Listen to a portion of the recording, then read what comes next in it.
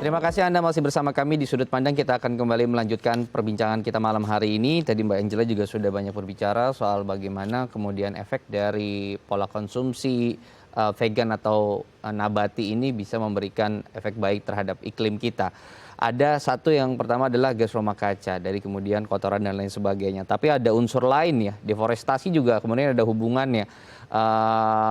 Air bersih juga ada hubungannya. Mungkin Mbak Angela bisa menjelaskan untuk korelasi terhadap dua hal tersebut. Baik, Mas Imam. Oke, jadi pikirkan statistik ini. Tahukah Anda bahwa apa penyebab utama deforestasi? Jawabannya adalah peternakan hewan. Nah, yang berarti membuka lahan untuk hewan ternak seperti sapi dan ternak lainnya. Nah, peternakan hewan menghasilkan lebih banyak emisi gas rumah kaca daripada seluruh industri transportasi, termasuk mobil, kereta api, pesawat, perkapalan, dan lain-lainnya. Nah, ini sangat besar ya, it's very, very huge. Nah, penyebab deforestasi nomor 2 adalah kedelai. But don't let this fool you ya. Ini biasanya dipakai argumentasi oleh orang yang mungkin anti plant-based lifestyle. Tetapi 93% kedelai yang ditanam di planet bumi itu tidak dikonsumsi oleh manusia. Hanya 7% ya Mas Imam dari kedelai yang ditanam di bumi dikonsumsi oleh manusia. Sisa 93% itu dihasilkan diumpankan ke penyebab deforestasi nomor 1, yaitu ternak hewan. Nah, jadi bayangkan ya, jika semua orang berhenti makan daging hari ini atau besok, kita tidak perlu terus menebang hutan untuk membuka lahan guna memelihara ternak, dan tentu saja kita tidak perlu membuka lahan untuk menanam begitu banyak kedelai yang digunakan untuk memberi makan ternak ini. Jadi mengurangi konsumsi makanan hewani sangat penting untuk mengurangi efek dari climate change. Oke. Itu beberapa contoh yang sudah dilakoni oleh Mbak Angela dan teman-teman dari Indonesia Indah Foundation, dan ini tidak satu-satunya ya Mbak Dewi ya, masih banyak hal-hal lain juga yang harus dilakukan. Mungkin Mbak Dewi bisa menjelaskan apa yang bisa dilakukan masyarakat perihal tadi mencegah kerusakan iklim lebih parah ke depan nih. Ya, betul sekali.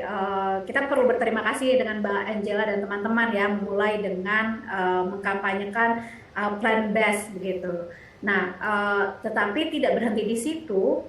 Yang paling terpenting dalam konteks masyarakat, terutama jika berbicara anak, yang paling terpenting adalah peran orang tua.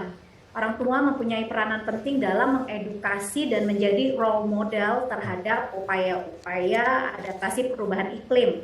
Misalnya, orang tua dapat memberikan edukasi sejak dini kepada anak-anak terkait dengan literasi pelestarian lingkungan hidup.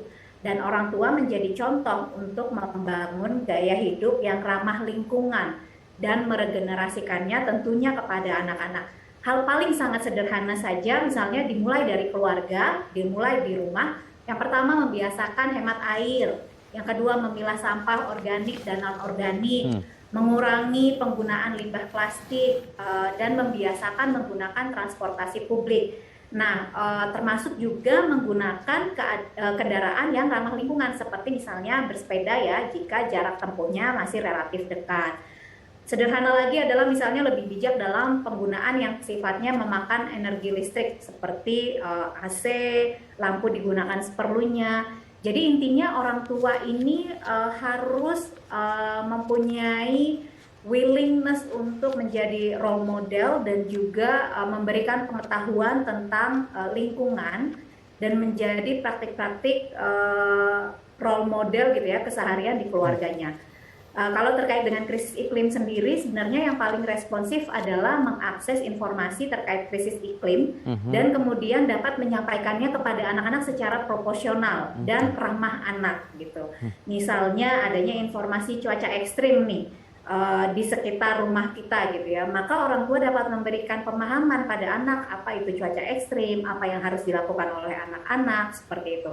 Termasuk juga Save the Children di Indonesia tahun 2002 kami akan menjalankan kampanye aksi iklim yang akan dilakukan selama 3 tahun ke depan, dimulai dari 2002. Nah, orang tua bisa mengajak anak-anaknya ikut dalam gerakan ini, karena gerakan ini akan menunjukkan kekuatan tentang partisipasi yang bermakna, partisipasi anak yang bermakna untuk krisis iklim yang kita rasakan saat ini. Oke, saya akan ke Mbak Angela. Mbak Angela, boleh dong mungkin berbagi cerita, inspirasi, tips kepada pemirsa, karena Mbak Angela ini kan salah satu yang sudah menerapkan gaya hidup plant-based tadi, dan syukurnya bisa dideliver ke anak-anak dan kemudian anak-anak mengikuti. Gimana sih kemudian bisa mendeliver semua itu kepada anak-anak kita, karena banyak sekali orang tua di luar sana yang kemudian kita mengajak anak-anak untuk menjadi vegan atau sekedar menawarkan sayur di atas piring itu sulit sekali. Iya, benar Mas Imam. Ya, anak saya punya 2 anak kecil, dan mereka plant-based sejak lahir ya. Dan mereka thriving, sangat sehat, dan juga sangat bangga tentang gaya hidup vegan. Suami saya juga vegan, suami saya adalah atlet Ironman, dia juga pelari ultramarathon. Jadi mungkin mereka lihat dari, seperti tadi Mbak Dewi bilang, role model adalah orang tua. Jadi we have to set good example untuk anak kami. Dan I guess some tips ya untuk orang tua lain yang mungkin mau mulai introduce plant-based lifestyle di rumah. Yang penting adalah jangan sampai kita mendapat informasi yang salah, dan saya mungkin mau sarankan dapatkan fakta nutrisi dari organisasi terkemuka seperti Food Revolution Network atau bahkan dari acara kami Plant-Based Asia Summit. Dan sekarang kan internet penuh dengan inspirasi untuk membantu kami masak makanan nabati yang sangat lezat dan bergizi. Dan mungkin mulai dari baby steps ya Mas Imam, nggak harus perfect, nggak harus overnight, itu mungkin terlalu susah ya untuk banyak orang. Jadi mungkin mulailah dengan menghilangkan daging merah first and foremost, karena memang ini jejak karbon itu sangat tinggi dari daging merah.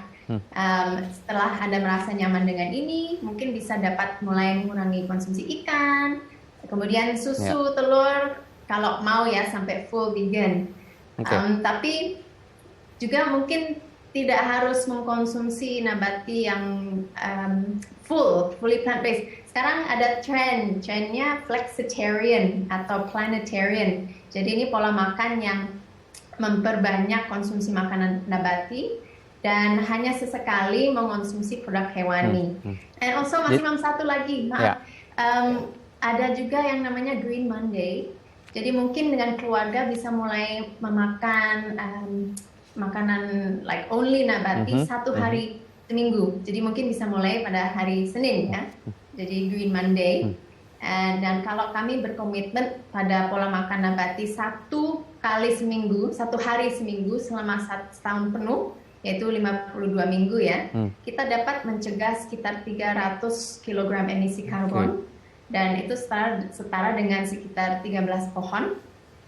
Dan ini juga sama dengan bisa memberi makanan ke 2.855 orang dengan memakan vegan sehari untuk 1 tahun. Jadi small steps, small changes seperti ini sudah bisa mengurangi climate change, sudah bisa make a change, begitu Mas Imam. Dan itu harus dimulai dari kita sebagai orang tua secara bertahap dan harus kreatif ya. Tadi Mbak Angela sudah banyak memberikan beberapa tips, beberapa pola yang bisa diterapkan oleh pemirsa sudut pandang di rumah. Nah, kita nanti di segmen selanjutnya akan membahas bagaimana kemudian sistem pemerintah, aturan dan lain sebagainya yang harus juga inline gitu ya, karena sekali lagi ini menyangkut hajat hidup orang banyak dan juga tidak bisa kemudian hanya Mbak Angela jalan sendiri, Mbak Dewi jalan sendiri, tapi juga harus ada pemerintah di sana. Kita akan bahas nanti usai jeda, jangan beranjak, tetap bersama kami di Sudut Pandang.